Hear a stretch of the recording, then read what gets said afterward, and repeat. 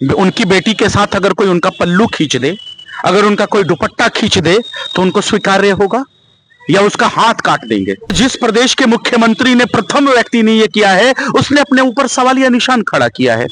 और वो सवालिया निशान ये है कि जिस संविधान की शपथ लेते हैं 10वीं बार, क्या आपको संविधान के बारे में पता नहीं कि इस संविधान ने इस देश में लोगों को धार्मिक आजादी दे रखी है? कि क्या आपकी जो मानसिक दिशा है, दशा है, वो क्या खराब हो चुकी है? क्या आप मानसिक तौर पे दिवालियापा हो चुके हैं? मानसिक रूप पे आप मनोरोगी हैं, या फिर आपके अंदर, आत्मा के अंदर संघीय मानसिकता घुस चुकी है? सवाल है। नवादा में घटना हुआ सर, वो घटना का आप कैसे? ये प्रयोग हो रहा है बिहार प्रदेश में जब से ये सत्ता पक्ष में आए हैं। मैं कहता हूं, अपराधी कोई भी हो, आप उसको फांसी के तख्ते तक क्यों नहीं पहुंचाते हैं? जिसके साथ लिंचिंग हुआ उसको 25 लाख का मुआवजा क्यों नहीं देते हैं?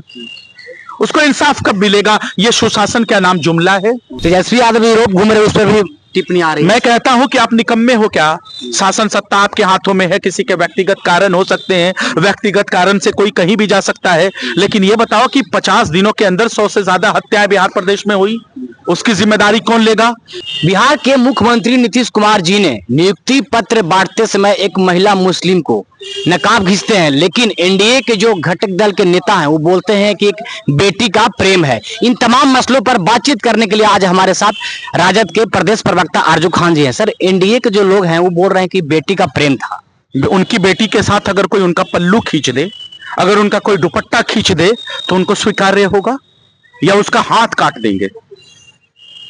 और जिस प्रदेश के मुख्यमंत्री ने प्रथम व्यक्ति ने यह किया है, उसने अपने ऊपर सवालिया निशान खड़ा किया है।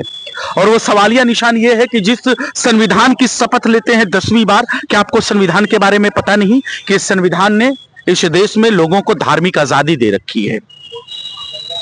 यानी कि उनको पहनने और खाने की उनकी धार्मिक आजादी है, जो संविधान के तौर पे है।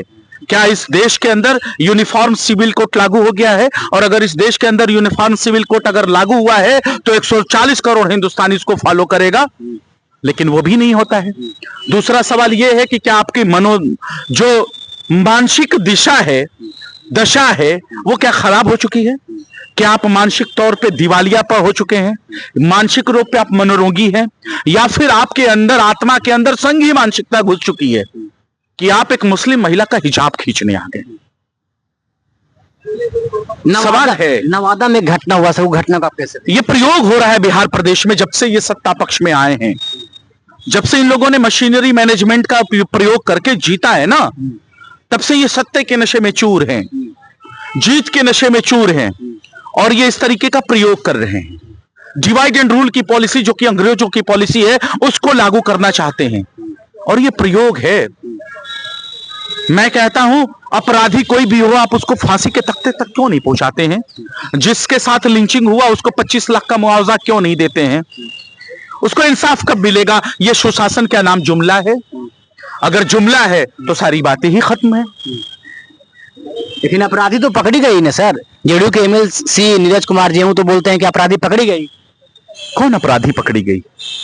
कौन अपराधी? वो नवादा वाला अपराधी को पकड़ के संपोषित करने के लिए, या उसको फास्ट ट्रैक के हिसाब से आप उसके ऊपर मुकदमा कब चलाते हैं? फास्ट ट्रैक कोर्ट पे उसका मुकदमा की सुनवाई होना चाहिए और उसको फांसी के तख्ते पे पहुंचना चाहिए। बीजेपी के एक प्रवक्ता है भूपेंद्र यादव जी, उनका एक बयान आता है कि तेजस्वी यादव के हाड़ में हरदी कभी नहीं लगेगा। क्या बेकार के वो प्रवक्ता नहीं, पैनलिस्ट हैं। क्या ऐसे लोगों की बातें करते हैं जिनको कुछ बातें में पता ही नहीं है, जो इस देश के संविधान को नहीं मानते, जो इस देश के लोकतंत्र को नहीं मानते। वो भारतीय जनता पार्टी के प्रवक्ताओं का आप हमसे बयान के ऊपर टिप्पणी चाहते हैं। मैं कहता हूं, इस देश में अगर लोकतंत्र स्थापित है तो काम करिए, लफाजी मत करिए। तेजस्वी यादव यूरोप घूम रहे, उस पर भी टिप्पणी आ रही है। मैं कहता हूं कि आप निकम्मे हो क्या? शासन सत्ता आपके हाथों में है। किसी के व्यक्तिगत कारण हो सकते हैं, व्यक्तिगत कारण से कोई कहीं भी जा सकता है, लेकिन यह बताओ कि 50 दिनों के अंदर 100 से ज्यादा हत्याएं बिहार प्रदेश में हुई, उसकी जिम्मेदारी कौन लेगा? गरीबों के घरों के ऊपर बुलडोजर चल रहे हैं, उसकी जिम्मेदारी कौन लेगा? उसकी जिम्मेदारी कौन लेगा? बिहार प्रदेश में नवादा में लिंचिंग हुई है, उसकी जिम्मेदारी कौन लेगा? मुस्लिम महिला का हिजाब नोचा जा रहा है, उसकी जिम्मेदारी कौन लेगा?